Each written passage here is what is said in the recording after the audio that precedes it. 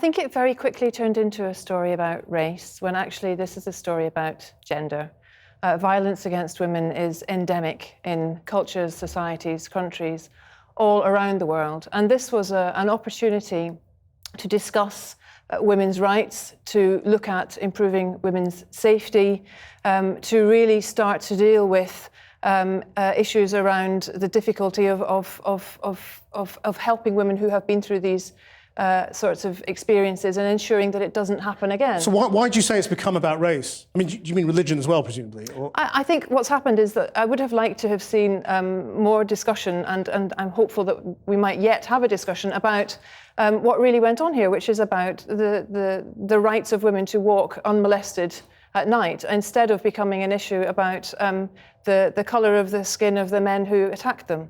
Anita, Nayar? Yeah. Do you think we need to discuss the colour of the skin and the religion of the men who are accused of this? So I would certainly say that whenever we're discussing things like harassment and gender discrimination, we need to have a look at the nature of that gender discrimination. I don't believe that we should be talking about the oversexed Muslim bogeyman who's far more sexually rampant than your average European, and I don't think that we should be allowing the far right to lead this discussion. But I do think that we need to have a nuanced debate, and we need to be talking about how this particular form of street harassment has arisen and how we address it, because it is a form that we see in the Middle East. So what do you make of what Sophie's saying? I mean, is she being too, politically correct, perhaps? Look, I mean, it's very difficult to say, really. I don't disagree with what Sophie's saying, but I'm saying that let's also not talk about the origins of these people. But you're saying don't not talk about it. So let's talk about it. Yes. Yes, let's talk about it, but let's not have the Muslim boogeyman. And you're saying don't talk about it, am I right? No, I'm saying let's talk about all of it. I'm saying what we've got is a situation here where we're actually not talking about the women that this happened to. It seems we're talking about everything but. And the reactions that we've seen subsequently, in that the story was not picked up initially, and then it was not picked up by very many people, and then the reaction of the mayor was that the women involved needed to keep themselves at arm's length. You know, we've got statistics where in this country alone, 85,000 women are raped in England and Wales a year. Of that number, only 15% report the crime, and only 6% of reported crimes result in a conviction. Those are the issues that we should be talking about. There are other issues. No, in Germany, there are women in Germany who have already been trying to have this conversation.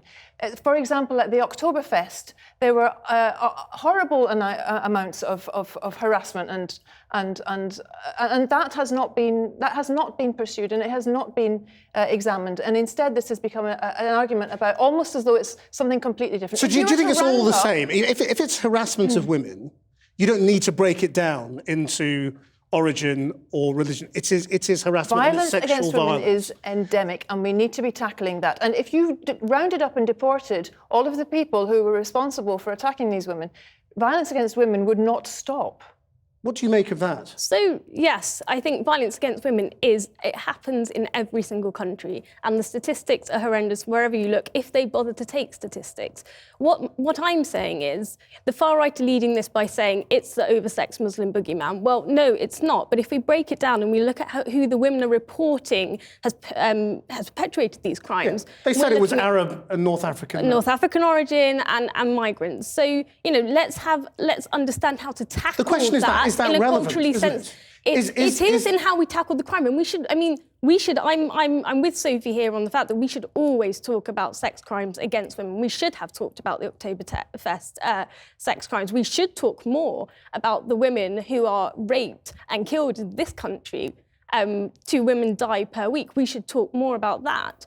But the way that we tackle the issues is culturally different. And if we should have been on the front foot with talking about how we tackle the issues when it comes to migrants. So the police did not want to deal with the issue because it's reported they were migrants and it might create more difficulties. The media didn't want to touch it because they were scared of what this was going to do for the image. So how do you think they should be tackling it differently for different communities? So I think where we have migrants coming into Europe, we first need to have a very nuanced understanding of what that means. We have many refugees who are coming here who've been on social media talking against these sex attacks, and who themselves are vulnerable to these sex attacks because, along with refugees, come criminal migrants too. You can't avoid there being those two groups there when there's mass migration.